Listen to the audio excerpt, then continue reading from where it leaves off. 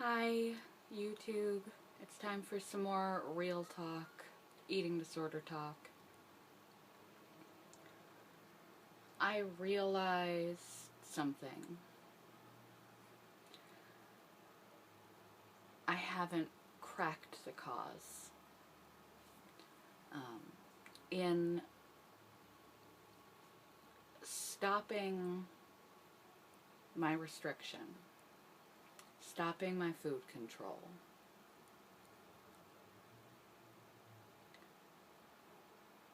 and eating again, of course I would have an increase in appetite. That's to be expected, and I would gain weight. And it would take some time to learn to intuitively eat. And then admitting that I was still compensating and taking away the compensation as I took away more and more of the layers of action. You can make someone with anorexia eat and gain weight without taking away the anorexia. They can put on weight.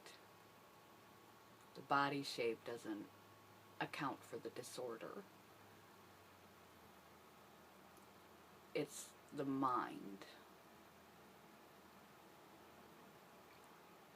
And as I stripped away, being bulimic, not anorexic, and underweight bulimic with body dysmorphia, though I had been diagnosed off and on with anorexia too because of my weight. I was never an anorexic. Restriction, binge, purge subtype, just because my weight fell. The dynamics in the mind are different.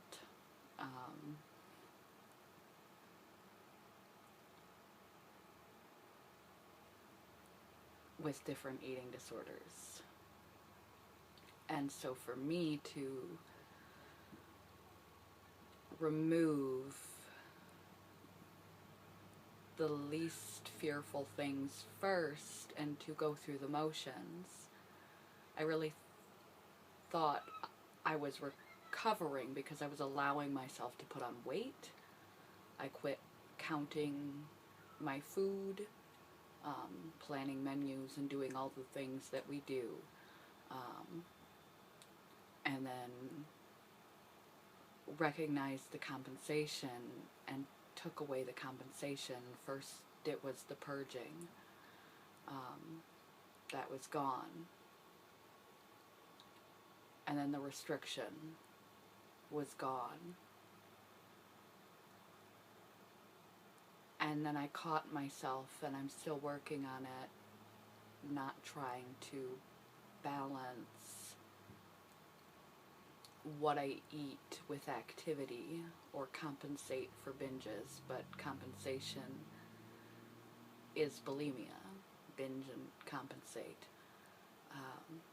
And I found, to my surprise, we never know until we go through these journeys, and to cope with my BDD is not to my surprise that would be difficult.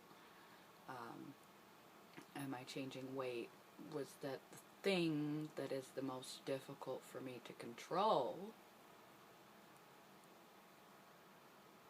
when all the other things were gone, the binging. And I know why now. I don't know why, but in a way I know why. The binging is difficult to control because my eating disorder was about, at its crux, in a way, an addiction and mood calibration. A compulsion and addiction and mood calibration. And staying at the weight that I was at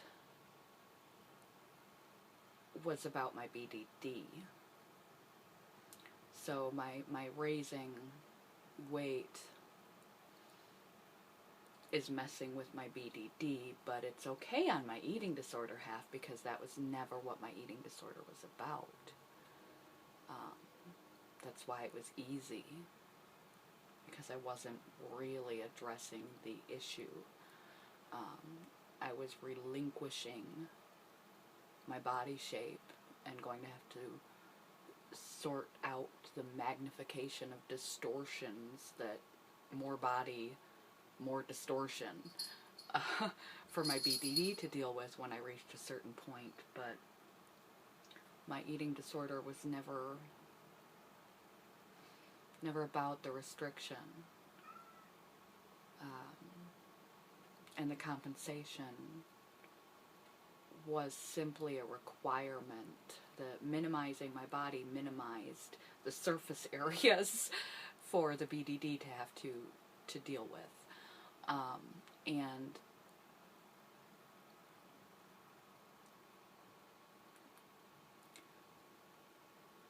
the compensation was only to not let my true problem, the binging, be noticeable. It would be like if an alcoholic had to strap on every bottle that he drank to his body and carry that around for the world to see, to know your problem. If I got rid of it, no one knew. But in stripping away all the activities, down to trying to navigate even exercise compensation for what is going in my mouth, it's unveiling itself to me that the hardest thing that I'm going to have to face for my particular problem is the binging. And instead of reducing, the binging has gotten worse and more out of control. And in a way, I've unknowingly just been going through the logical motions without really being in the process of uncovering why I need to do this to begin with. What's at the root of this addiction, and how can I break the habit? I've tried various things to break the habit. It doesn't work. And so in a way, I've been like the anorexic who goes in clinic and puts on weight and goes home and just goes right back to their behavior, and drops weight again, because they're not really getting to the crux of why they're doing it, to take the mindset away so they can create effective habits that are going to serve them for true recovery. If I don't figure out why I do what I do, why I do it the way that I do it regarding the binging,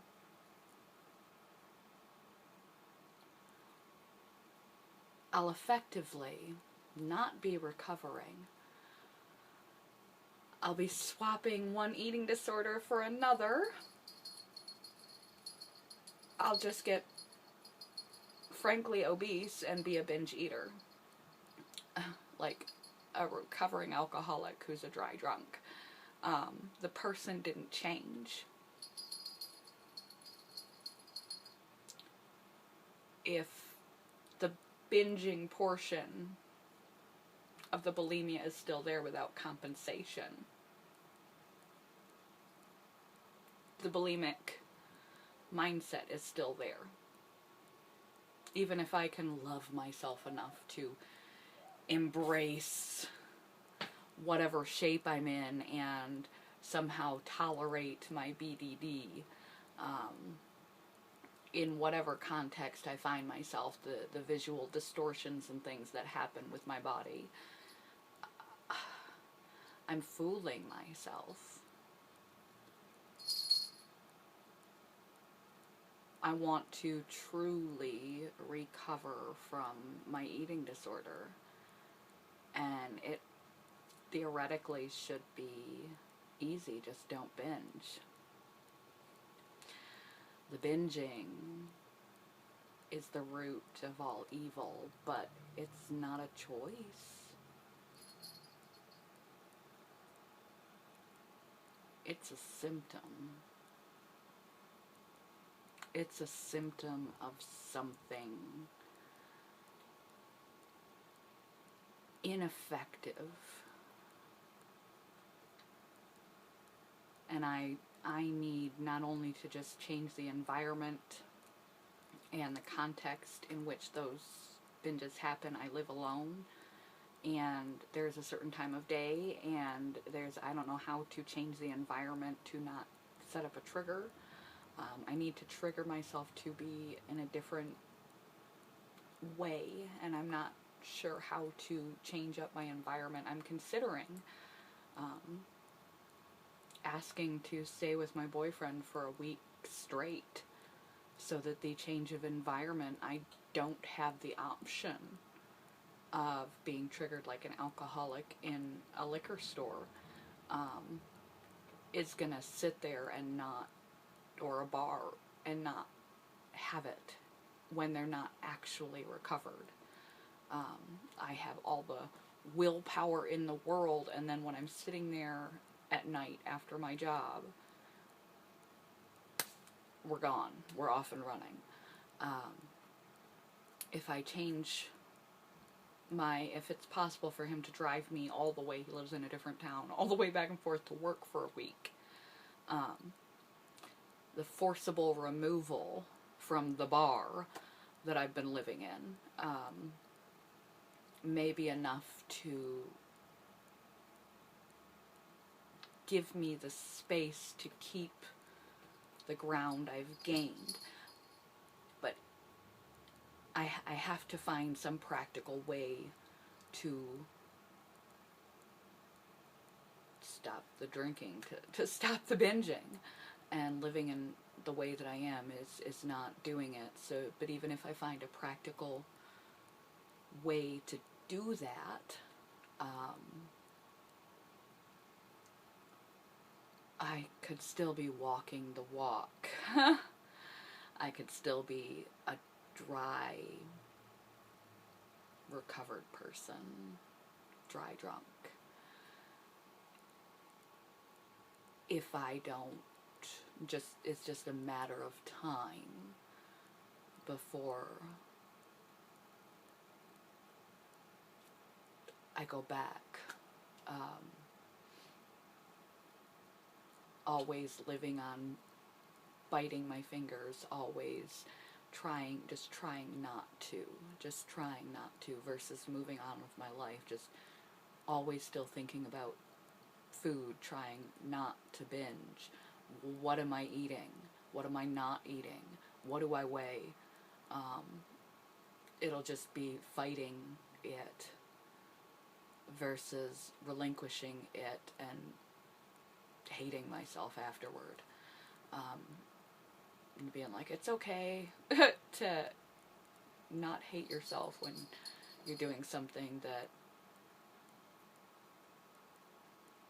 is terrible for you and becoming someone you don't recognize. It's backwards.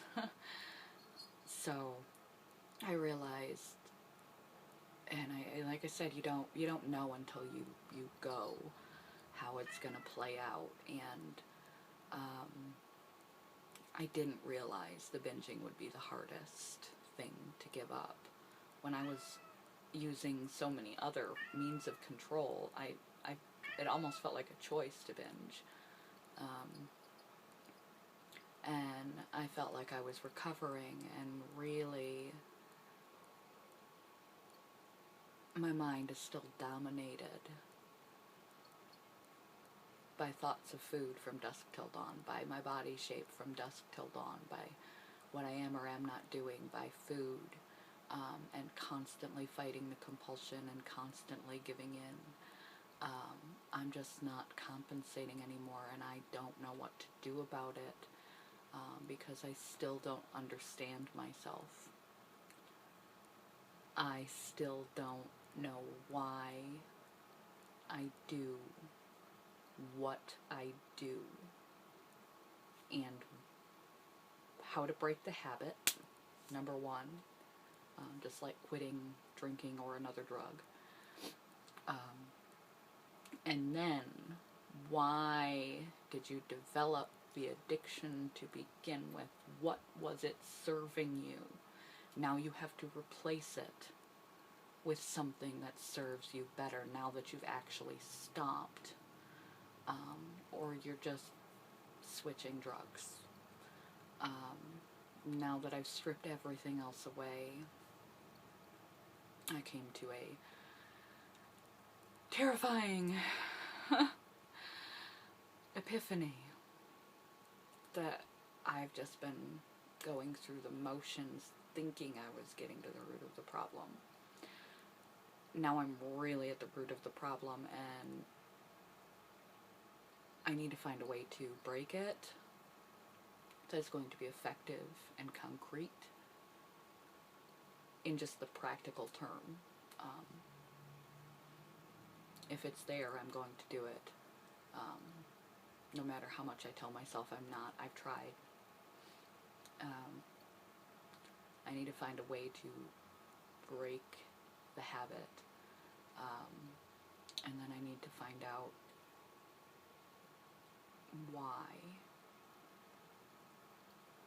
why I do this, and why I've really been doing this for so long.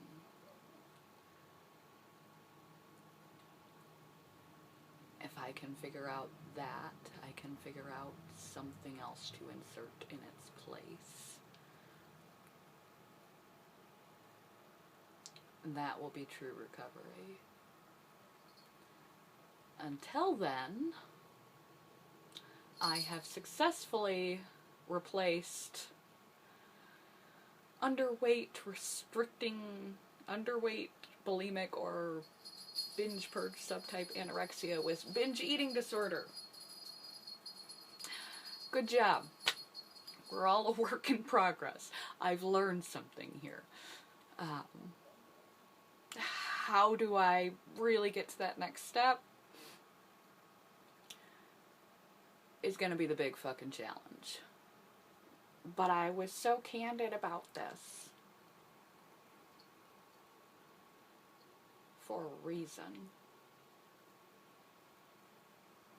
A lot of people deal with this. Maybe not this particular eating disorder, but eating disorders. And I'm not gonna hide the unflattering parts, because frankly, it's all unflattering, ladies and gentlemen. No matter what your illness tells you at any given time, it's all unflattering. It's all exhausting. It's all taxing. It's guaranteed to feel as bad as it feels good. It's not good for your health. It's not good for the health of those around you. And it takes precious time away from your life. You want freedom.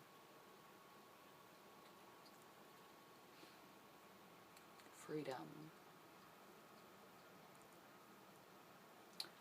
So, I'll get nitty-gritty and honest. 100% with this, with you guys. Bye, YouTube. If you're still going and you're recovering or trying to, just keep going. Just keep going. Bye, you guys.